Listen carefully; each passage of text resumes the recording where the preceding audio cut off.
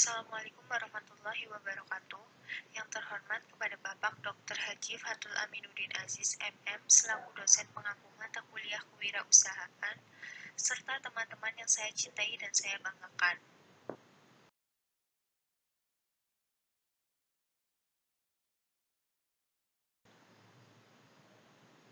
Sebelumnya, perkenalkan kami kelompok 3 dari kelas 5 Perbankan Syariah C.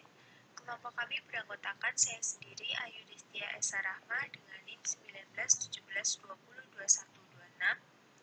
Aulia Hilda Pertiwi dengan NIM 1917202115, Azizan Arifin dengan NIM 1917202142.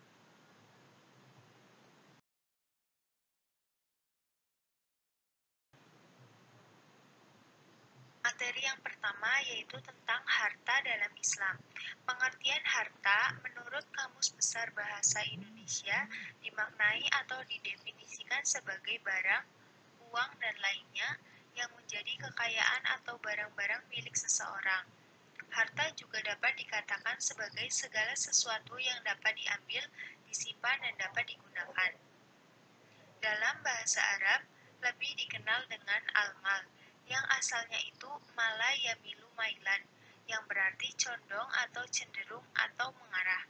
Di antara konsep Islam mengenai kepemilikan harta adalah memposisikan uang hanya sebagai alat tukar, bukan sebagai komoditas yang dapat diperjualbelikan. Banyak cara yang dapat ditempuh agar seseorang dapat mendapatkan harta untuk mensejahterakan hidupnya, itu dengan bekerja atau sering dikenal dengan berwirausaha, entrepreneurship, dan lain sebagainya. Berbisnis dan berwirausaha untuk mendapatkan kekayaan itu tidak salah. Dalam hal ini dibutuhkan manajemen yang tepat agar bisnis bisa berjalan optimal, terukur, terarah dengan baik, agar apa yang menjadi tujuan utama bisnis dapat dicapai. Konsep Islam dalam kepemilikan harta. Islam mencoba mengintegrasikan antara harta kepemilikan sosial properti dan kepemilikan pribadi atau personal property adalah seimbang. Islam sama sekali tidak mengkehendaki adanya disparatis terlalu jauh kepemilikan harta antara seseorang dengan yang lainnya. Kita harus sadar kepemilikan dalam harta sesungguhnya adalah milik Allah, kita hanya bersifat temporer. Oleh karena itu, Allah mewajibkan kita untuk berzakat, karena di dalam harta kita juga ada hak milik orang lain.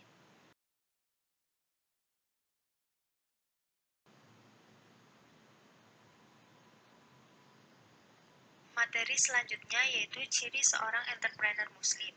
Ciri-ciri seorang entrepreneur muslim yang pertama, bahwa kita sebagai umat Islam akan selalu mencari di balik ciptaan Allah. Allah tidak pernah menciptakan segala sesuatu itu sia-sia.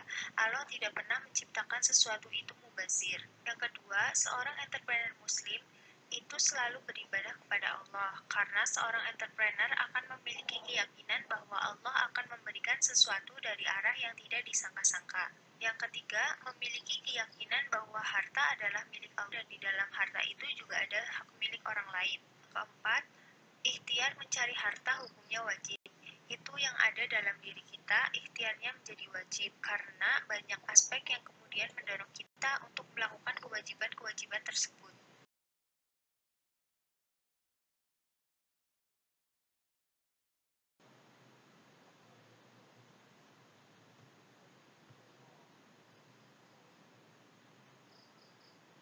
Yang kelima, selalu merenung tentang ciptaan Tuhan.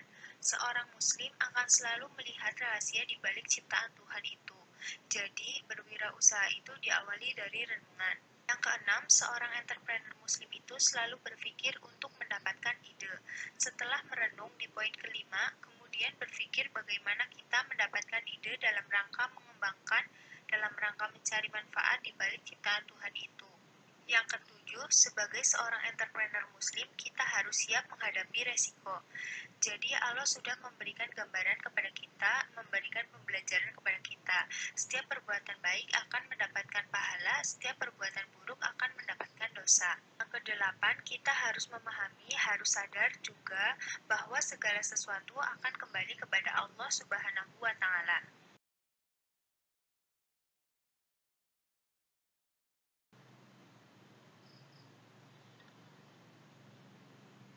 Materi ketiga adalah cara memasuki wirausaha. Cara memasuki wirausaha itu ada 3. Yang pertama ada imitating, kedua developing, dan yang ketiga creating. Imitating yaitu meniru yang ada di lingkup rumahnya, serta meniru yang ada di sekitar teman-temannya. Sedangkan developing itu bisa mengembangkan usaha, produk, atau jasa yang ada.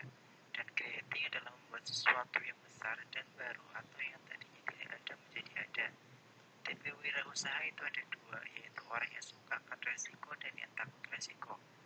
Peluang berwirausaha bisa dari manapun.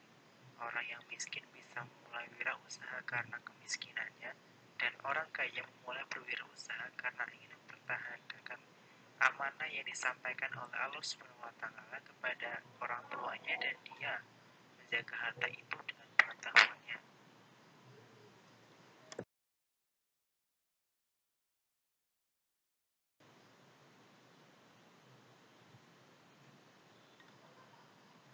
Kemudian materi selanjutnya adalah membangun SDM yang inovatif. Beberapa pandangan di masyarakat bahwa umat Islam sangat kecil keterlibatannya di dalam menyelesaikan kasus-kasus vaksin corona.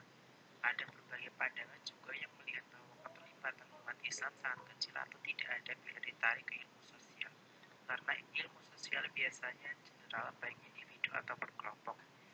Dari segi pendidikan di masa pandemi, problem komunikasi di mana umat Islam yang menemukan vaksin modern tapi masyarakat tidak mengetahuinya. Vaksin modern ditemukan oleh orang Turki Jerman. Kedua ilmuwan Turki yang menemukan vaksin modern tidak diketahui oleh halayak. Kedua ilmuwan Turki adalah ilmuwan masa Muslim yang sudah merantau ke Jerman, sehingga perusahaan Jerman masa Amerika berkongsi memproduksi vaksin dalam skala besar. Oleh karena itulah ilmuwan kita atau umat Islam sudah banyak menolong orang melalui inovasi. Jumlah tingkat kemajuan di masyarakat Muslim bergantung pada basis model pemerintahannya, di mana semakin demokratis maka semakin maju, semakin otoriter maka semakin luas. Jadi bagaimana Muslim untuk mengembangkan hasanah keilmuan dan inovasinya tergantung model pemerintahannya. Pendidikan tidak hanya untuk membuat transformasi ilmu pengetahuan, tapi juga untuk membantu manusia menjadi beradab.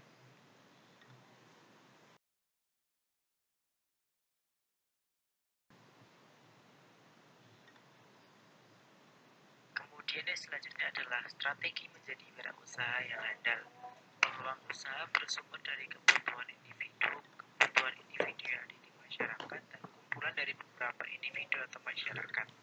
Dalam melakukan perencanaan bisa dilihat dari 2 sisi. Sisi yang pertama itu pendekatan outside in atau dari luar ke dalam, bahwa keberhasilan akan dapat diraih dengan cara kita membuat dan menciptakan sebuah kebutuhan.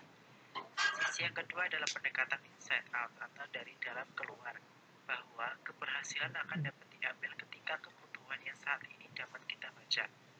Strategi planning menurut Kaiser didefinisikan sebagai alat manajemen yang digunakan untuk mengelola kondisi saat ini untuk melakukan proyeksi pada masa yang akan datang.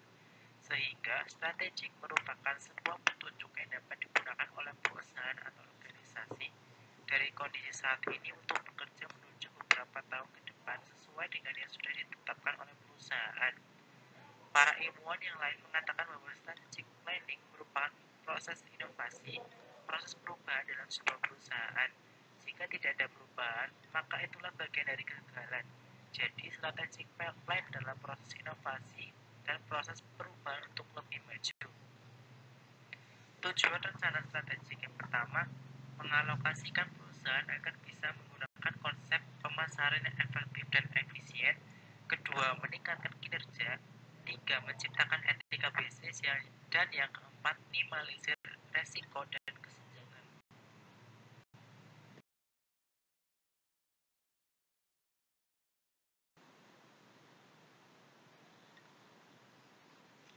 Materi yang keenam, yaitu tentang proses pemasaran meningkatkan penjualan. Pemasaran merupakan kegiatan produksi, mendistribusikan, dan menawarkan kepada konsumen. Dalam proses pemasaran itu, harus ditanamkan jiwa marketing, yang menawarkan suatu produk kepada konsumen tidak hanya satu saja, tetapi harus lebih dari satu. Proses pemasaran seperti itu akan meningkatkan penjualan. Maka dari itu dibutuhkan skill sumber daya manusia yang berkualitas dalam proses pemasarannya. Beberapa faktor yang harus diperhatikan oleh manajer pemasaran. Yang pertama, kegiatan pemasaran harus memuaskan konsumen. Yang kedua, volume penjualan harus mampu menjaga kelangsungan perusahaan dalam jangka waktu yang lama dengan harapan mendapatkan profit yang setara. Yang ketiga, efektif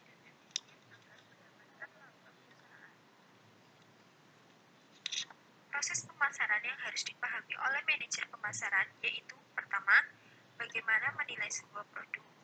Yang kedua, menganalisis struktur dan perilaku pasar.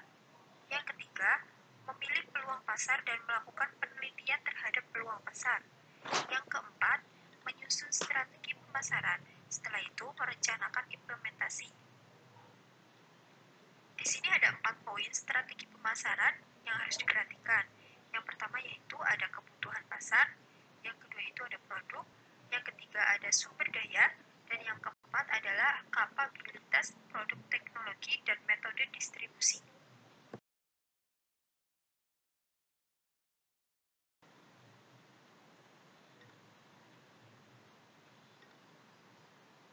Materi yang ke-8 yaitu tentang wirausaha praktis dan bertumbuh dengan baik. Usaha kecil kemudian praktis dan anti rugi yang cocok untuk mahasiswa yaitu antara lain ada usaha pulsa yang pertama ya, yang kedua ada bisnis pakaian, yang ketiga bisnis makanan, yang keempat bisnis pembayaran online, yang kelima bisnis sembako, yang keenam bisnis reseller, yang ketujuh bisnis ternak, dan yang kedelapan adalah bisnis pertanian. Nah, kita semua harus bisa membangun alasan berbisnis, yaitu dengan satu, kita berbisnis karena orang tua. Kita juga berbisnis entah itu bisnis perdagangan, pertanian, peternakan, dan lain sebagainya, itu karena orang tua. Maka ada darah yang mengalir di diri kita di dunia bisnis juga bangun itu. Kemudian yang selanjutnya, kita akan bisa mengembangkan hidup ini dari satu aspek kita berbisnis, tetapi di aspek lain juga ada yang bisa mendatangkan pundi-pundi keuangan. Kemudian bisa juga karena teman berbisnis, maka akan sangat mudah. Karena Anda juga sudah dapat ilmu kewirausahaan, maka dari itu harus bisa mendorong Anda untuk berwirausaha. Jadi, yang dibangun di otak kita agar kita terus-menerus mau bisa untuk berbisnis.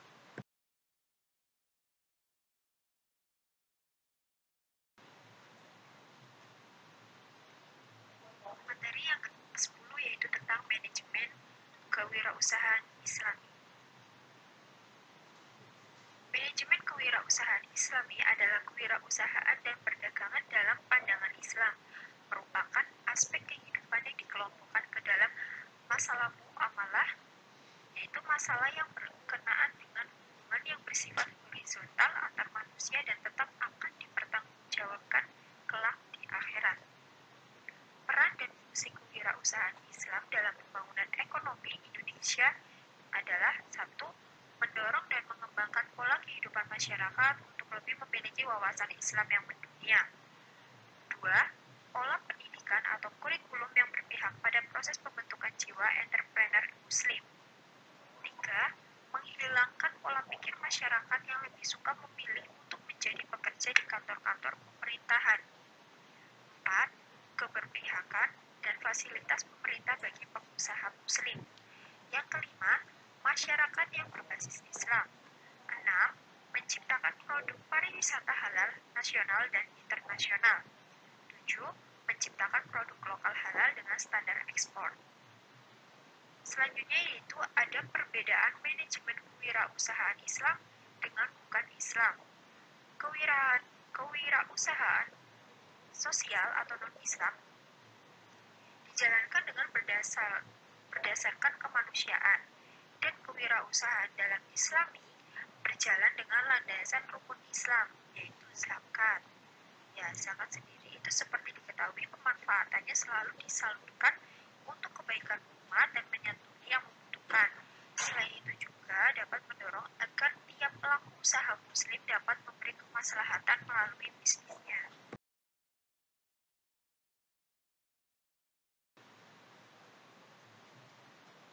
Sekian dari kelompok kami. Apabila banyak kesalahan, kami mohon maaf. Wabillahi taufiq wal hidayah. Wassalamualaikum warahmatullahi wabarakatuh.